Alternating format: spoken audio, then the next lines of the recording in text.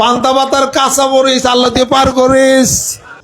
এক লোক আসছে মানিকগঞ্জ দরবার শিখবে, তো উনি প্যান্ট শার্ট পরা দাঁড়িয়ে রাখছে।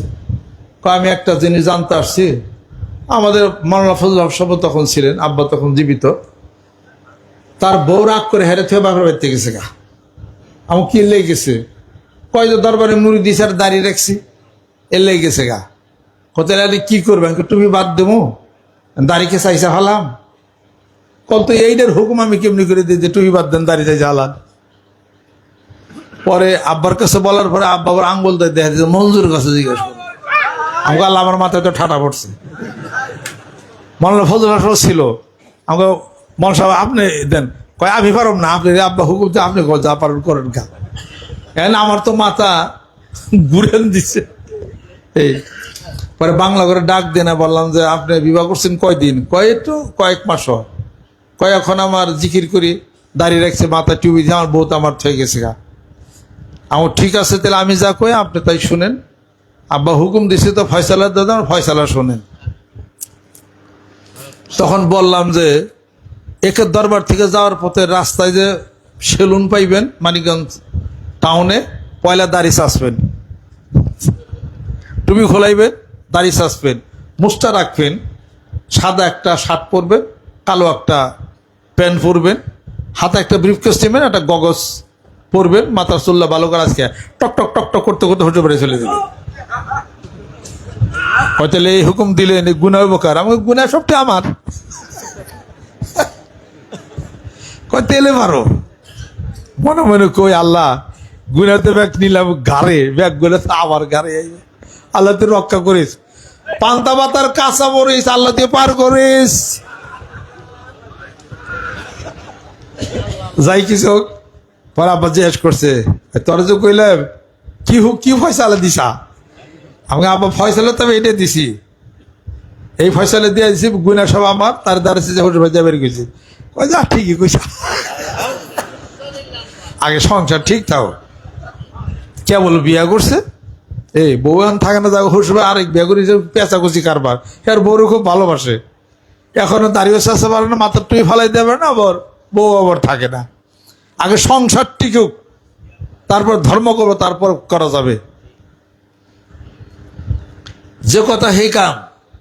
পরে দাড়ি মেরি চাইছা শুট প্যান্ট পরে, আগে যেরকম আসলো বিপকেস নিয়ে গগস টগস সেন্টেন দিয়া গেছে, বউ দেখে খুশি, কয়েবার সে ঠিক, কিসের দাড়ি কিসের টুপি, কোথায় রে কোন পীরের কাছে গেছে এটা। পরের দিন জিজ্ঞেস করে কি যে তুমি যে পরিবর্তন হইলে, এটা কেমনে হইলে? এটা কত পীরের কাছে গেছিলাম, ওই পীরের ফোলারে কইছে, পীরে হুকুম দিছে, আমার দাড়ি মেরে চাইছে, তোমার সংসার করবার কইছে। এই তাই নাকি? পীর আমার মনের ব্যথাটা বুঝছে, এই পীর ভালো, আমার মনের দুঃখ বেদনা, এই বয়সে কিসের কেবল বিয়ে হয়েছে, দাঁড়িয়ে দিয়ে রাখ, মাত্র টিভি দিবে। এই এখন পীর মনের কথাটা আমার বুঝছে, এই পীর ভালো। এখন কয় তেলে পরে ভালো হইলে পরে তাহলে আমি যে জিকিরটা করি, জিকিরটা করো, কয় তা করো মনি। পরে জিকির ধরছে, জিকির ধরলে কি হয় আপনারাই কন? জিকির ধরছে, ভিতর আলো হয়েছে, গুণা করার প্রবণতা কইবে গেছে গা, আল্লাহ রসুলের দিকে মন ঝুঁকে গেছে গা। এন কয় কি, তুমি যে দরবারে গেছিলে দাঁড়িয়ে রেখো না, তবে হেনে নিয়ে যাও আমারে। পরে নিয়ে আসছে, বরকা টরকা কিছুই না, দূরের থেকে নিয়তের উপরে বায়াত মুরিদ হয়ে গেছে, আর জিকির করছে দুই বেলা। গেল কিছুদিন পরে সেই মহিলা বরকা পরে তার স্বামীরে দাঁড়িয়ে রাখে, জুব্বা পরে, মাথা টুপি দেয়, দেখা করে গেছে। সুবহানাল্লাহ। তোমার মতো কলম দিয়ে ফৌতা দেবার যায় না, দাঁড়িয়ে থাকতে হারাম, টুপি অমুকটা তমুক খেনতেন যাইবা, তো লাইলে মজনু বিয়া খাই আর বলে এটা ওটা খেলতেন সারা এইটা দিয়া এই সমস্ত মাছ আলা বেশি তোর খুল দিই। মশলা কি কইছে? মাছ আলা পরে, মানুষ আগে। মাছ আলা আল্লাহ বলেন আমার আইন পরে হইছে, মানুষ হলো আগে হইছে। নাহলে আগে নামাজ ওয়াজিব ফরজ হইতো, আগে হজ হইতো, আগে কুরবানি হইতো, আগে রোজা হইতো, সব হইতো। আমার মানুষ বাঁচবে, আমার আইন চলবে। দাঁড়িয়ে নামাজ পড়তে পারেন না, আল্লাহ পাকি বলছে খাড়িয়ে নামাজ পড়বে, মরস আর বাসস। এদিকে আল্লাহ কইছে, এদিকে বসে নামাজ পড়ে, ইশারায় নামাজ পড়ো। 48 মাইল অতিক্রান্ত করেছো তুমি মুসাফির অবস্থা। আল্লাহ বলেন 4 রাকাত নামাজের মধ্যে 2 রাকাত মাফ করে দিছি আমি। সুবহানাল্লাহ। জুমার নামাজ ফরজ, রাস্তায় খেপা কুকুর দেখো, রাস্তায় ঝড় বৃষ্টি বাদল এটা হচ্ছে, সত্য মৃত্যু আছে, তাহলে কি তোমার জুমার নামাজ মসজিদ তুমি যাইবে? তোমার নিজেকে হেফাজত হইতে হবে। তাহলে পরে মানুষ আগে, আল্লাহ বলেন আমার আইন চলছে পরে, এরপরে মানুষকে ঠিক করার পরে আমার আইনের কঠোরতা আমি নিরূপণ করেছি। জোরে জোরে কোন সুবহানাল্লাহ। কিন্তু সব ক্ষেত্রে মানুষকে আমি তার সুযোগ দিয়ে রাখছি, একটা না পারলে আরেকটা।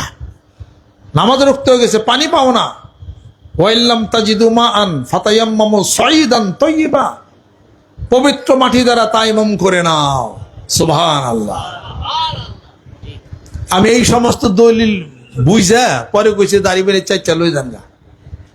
পরে সে বরখাও পড়ছে, হ্যাঁ টুপিও দেওয়া হয়েছে, আল্লাহ রাস্তা 2 জন হয়ে গেছে, কাম খারাপ হয়েছে। জোরে কর। হেকমতিতে কাম করা লাগে। তো এখানে একজন আছে বলে, ওনার বলো শার্ট পাঞ্জাবি বলে সিরা আলাহের বউ, সিরবার দেন আরটা কিনে নিন। হেকমতে চলেন, বুঝাইতে থাকেন, পরে আপনার বিবি আপনি এই দরবার জন্য পাগল হবে। জোরে কোন সুবহানাল্লাহ। এমনও মেয়ে মানুষ আছে বহু চালাক, আপনাদের ঘরের স্ত্রী চালাক না, অন্য জেলার অনেক চালাক। আবার এই একজনে তার বউরও কইছিল যে আমি যে দরবারে যাই আসি, তুই তো গেল্লা জীবনে কোন পীরের কাছে মুড়ি ধরলা, তোমার পীর না, তুমি থাকো গা, আমার মুড়ি ধর ঠেয়া নাই। কয়েকদিন যাইয়া দেখ না কি কয়, কয়ে বলে নিয়ে আইছে। ওই দিন আমি আবার সন্ধ্যার সময় মহারানার ওয়াজ করছি, মহারানা মাফ হয় না, যাদার মহারানা দিয়ে দেও। তো ওনার বউ আবার ওই ওয়াজ শুনছে, আগের ওয়াজ পর ওয়াজ সব কাইটা সাইডা দিয়া ওই ওয়াজ ধরে রাখছে। বাইর থেকে যে খুব খুশি, বিবিরে জিজ্ঞাসা করে তুমি এত খুশি যাই আমার পীরের ওয়াজ শুনছো, মুড়ি ধরছো না তুমি, কি ওয়াজ শুনলা তেলে? কয় দেহ বেশি কথা বাড়ায়ও না, আমার যা ওয়াজ আনবার আমি সেটা নিয়ে আইছি, আমার যেটা দরকার ওটা আমি ঠিকই আনছি। কয় কি ওয়াজ আল্লাহ কি কইবে তোর? তোমার পীরে কয় নাই মহারানা মাফ হয় না, এত বছর বিয়ে হয়েছে, আমার মহারানা টের ভালো। পীরে যে আগে মাসের ওয়াজ করলো, ওটা তো শোনার দরকার না, যেটা দরকার ওইটা নিয়ে এসে বাচ্চা। এরকম কিছু চালাক মেয়ে আছে, কথা ঠিক কিনা? আল্লাহ যত চালাকি আছে সব তুমি চালাকি ভিতর থেকে সরিয়ে দেয়া, জান্নাতবাসী করে দাও, আহলুল জান্নাতে বলে হন, সরল বানিয়ে দাও। জোরে কোন সুবহানাল্লাহ। আল্লাহ পাক কবুল করে নেন। প্রথম আয়াত শরীফ তেলাওয়াত করছি, লান তানালুল বিররা হাত্তা তুনফিকু মিম্মা তুহিব্বুন। এটা কি ফরজ দানের কথা বলা হয়েছে? ফরজের কথা বল, যাকাতের কথা বলা হয়েছে? নফল দান।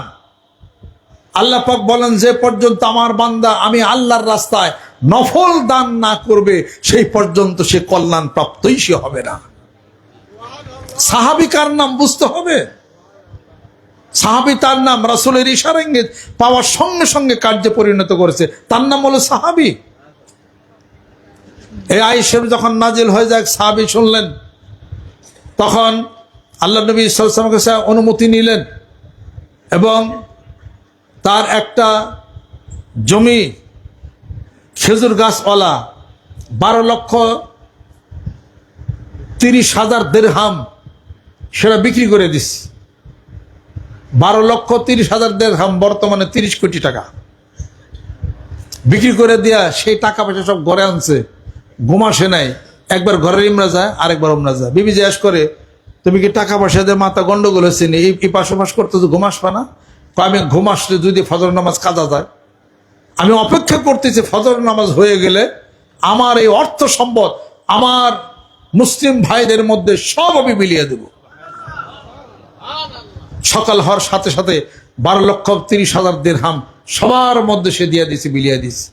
আল্লাহ নবী সাল্লাল্লাহু আলাইহি ওয়াসাল্লাম সংবাদটা শুনে বলতেছে ও একটা জান্নাত ক্রয় করছে। সুবহানাল্লাহ। আরেক সাহাবী, তার 2টি খেজুরের বাগান আছে, ইয়া রাসূলুল্লাহ আমি 2টি আপনার কদমে দিয়ে দিলাম। আল্লাহ নবী সাল্লাল্লাহু আলাইহি ওয়াসাল্লাম বলে আমি তোমার একটা নেব না, তুমি তোমার জন্য একটা খেজুরের বাগান রাখো, আর আরেকটা তোমার নিকটতম আত্মীয়স্বজন গরিব তাদেরকে তুমি দান করে দাও।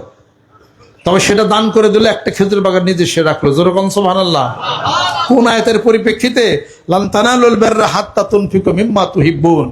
যে পর্যন্ত না তোমরা নফল দান না করবে এই পর্যন্ত তোমরা কল্যাণ প্রাপ্তই হবে না। জোরে কোন সুবহানাল্লাহ। এই যে নফল করলেন, মানবতার কাজে লাগবে অ্যাম্বুলেন্স, আল্লাহর আশেকের পাগলের চিকিৎসার হিসাবপত্র হবে, এটা একটা কাজ করলেন, এখন কল্যাণ প্রাপ্ত হয়ে যাবেন। জোরে কোন সুবহানাল্লাহ। আর যদি কোনো মানুষকে তার বিপদ থেকে উদ্ধার যদি করেন, আশা করি সেই বিপদে আপনার পড়বেন না। সুবহানাল্লাহ। এখানে আমাদের মধ্যে সবসময় দরবারে যে কাজ দৌড়াদৌড়ি, এটা ওটা হ্যান তেন, আমার প্রজেক্টের কাজটা যায় করছে বিপ্লব, এখন তো একটু নির্জীব হয়ে গেছে, অসুস্থ অবস্থায়, এমন হয়েছিল যে মারাই যায়। আমাদের বিপ্লব চিনেন না?